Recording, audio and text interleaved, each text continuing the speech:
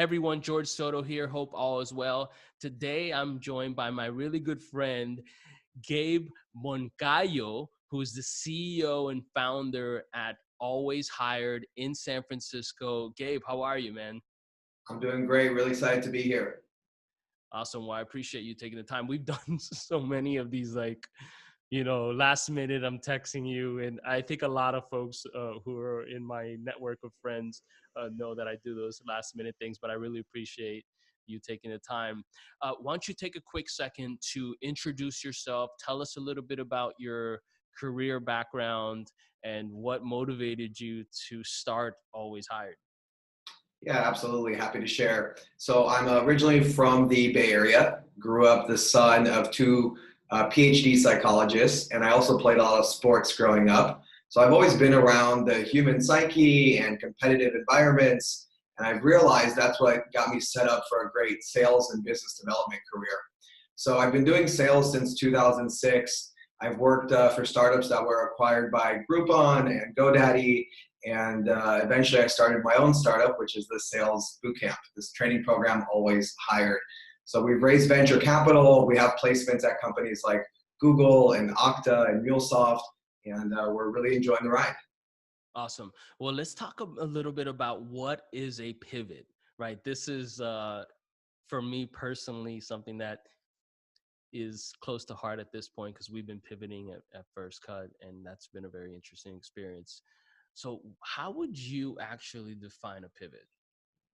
Yeah, what's really interesting that I didn't know before is that a lot of the most popular companies are results of pivots. The founders were actually doing something else and they had to pivot. Even Outreach, which just I think recently announced Series E, used to be more of a recruiting service. And Manny needed a new way to try to make sales and he built Outreach. So it's really cool to see that trend in the market. And my understanding of a pivot is when you take your business model or your product, or there's four specific pillars that you can target, and you change one of them to try to impact one of your metrics in a positive way.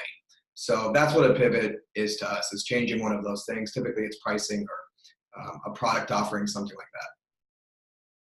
That's awesome. Now, let's talk a little bit about what it takes. Like, describe your experience going through a pivot. I know, like you guys have the last couple of years have really had to make some, so I think, in my opinion, some thoughtful and challenging decisions around how you're going to operate the business, what the pricing was going to be, what the offering was going to be, even how you monetized. Yeah, it's definitely been a learning experience and again, a great journey so far.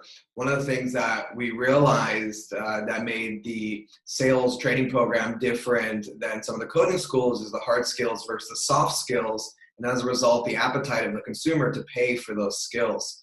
So we decided to change our business model and we decided to go tuition free to the consumer and generate our revenue through contracts with tech companies that had aggressive hiring goals. And the results been great. It's a lot easier to sign students when it's tuition free.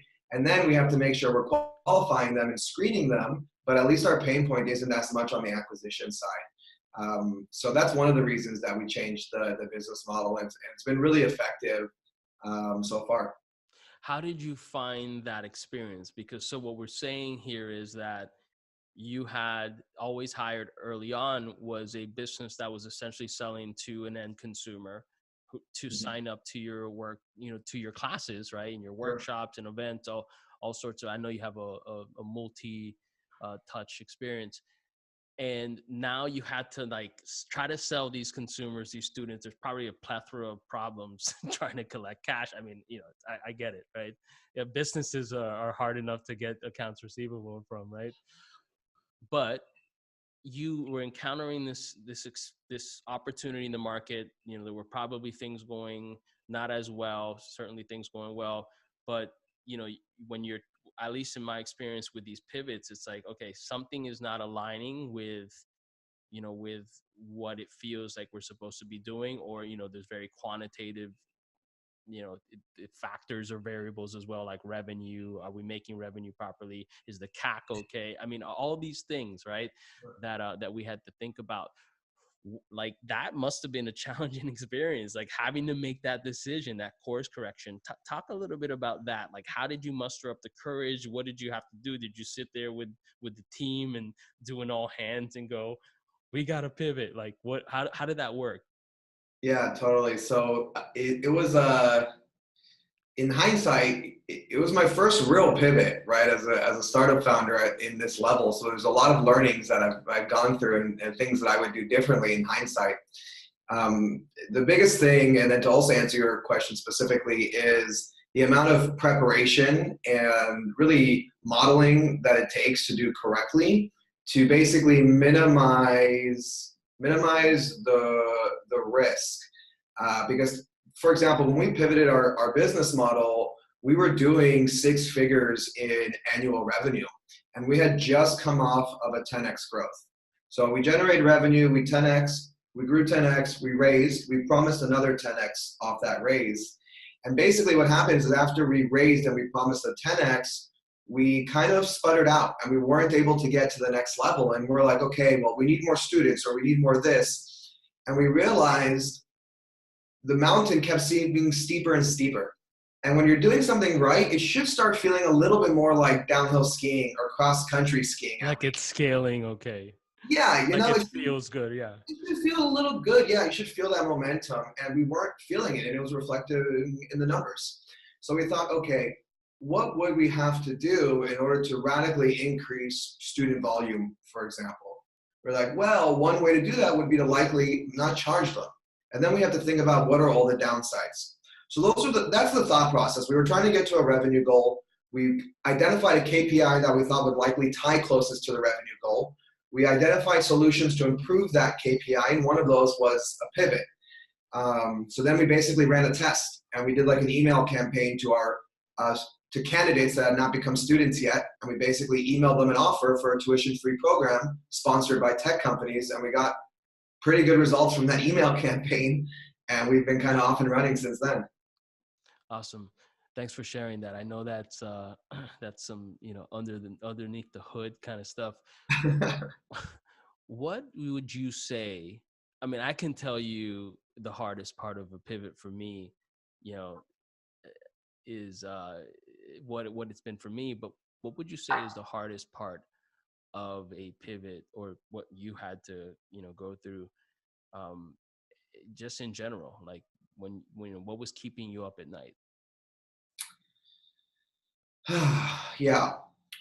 What I should have done is I should have decelerated the core business, the consumer business, while I accelerated the B2B business. Instead, what I did was I basically shut down the consumer business and relaunched with the B2B, which means for a certain time frame, we were just sucking up savings. Like there was no cash coming in. That was really, really, really stressful to have to still pay WeWork and pay employees and our vendors and all these things. But for 2 months, we have a sales cycle still. We have to get someone a job now for us to get paid, because no matter what, the consumer isn't paying us, right? So that was the hardest thing, is not properly planning the deceleration of the original thing in line with the acceleration. We only planned the acceleration, and that was a mistake, a learning moment. Wow. That makes total sense. Because we did the same thing. We were like, all right, listen, you know what? By this date, forget it. We're not going to make any more money. Right. And we're like, so then we had to like get rid of the team. Our whole thing was blowing up the entire thing. Right. Right. So awesome. Well, I really appreciate you sharing that. What advice would you give founders? I mean, look, you have the emotional stuff, right? Because you got to deal with all the stress, and you could imagine the stress that is created when you now are not generating revenues or any income at all, personally, as a business, etc. So you have that, the impact that has on your ability to be a good leader, entrepreneur, human, mother, father, husband, etc. at the same time. Because my opinion is everything is connected. I know, like, we like to say, oh, we'll keep it at home, right? Or keep it at work. Yeah, good luck, right? And so, we have that, but then we also have the tactical stuff. Like, do we even know what a B2B business is now, as opposed to, do we have the DNA to actually be able to to actually be able to launch that business. So, what advice would you give founders around really successfully going through this process?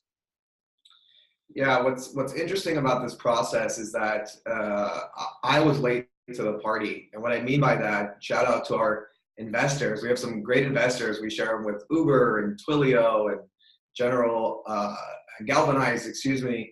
And the reason I share that is because they had told me for so long, like, Gabe, you sure you don't want to go tuition free to the consumer? You sure you don't want to make your money off the companies and see if that's easier on a couple of your metrics? And I was kind of just stubborn at first. For like a year, maybe even more, I was like, no, I just feel like this is right. And in hindsight, I didn't even have a good reason really not to do it. I think I was just so enamored with what I was saying was working that I was blinding myself to things that I would tell people to do, which is like be data driven. And if you don't have a good reason to making a change, then it's not really gonna, like, if you can't create a mathematical equation of how your action is gonna change the metric, you probably won't change the metric. You'll probably just end up working hard, but you won't get your outcome. So I would say the biggest thing with that context to share is that the answers we're looking for as founders to pivot or whatnot, the answers are probably already there. That's what I learned. I had to be more open to listening and taking in what the market was telling me, what my investors were telling me, what my customers were telling me. And the less I listened to my ego and the more I just kind of gave it all away and said, let me just listen to what people are telling me.